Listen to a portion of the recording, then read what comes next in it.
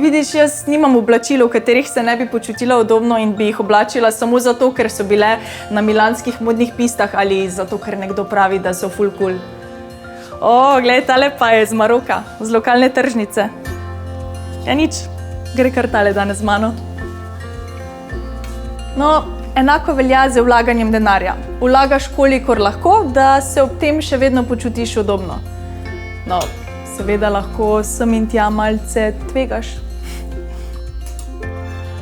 Ampak najbolje je, da se ti s podrobnostmi sploh ni treba ukvarjati, saj so strokovnjaki Triglav skladov pripravili različne naložbene kombinacije z različnimi stopnjami tveganja, ki jih izbereš ti.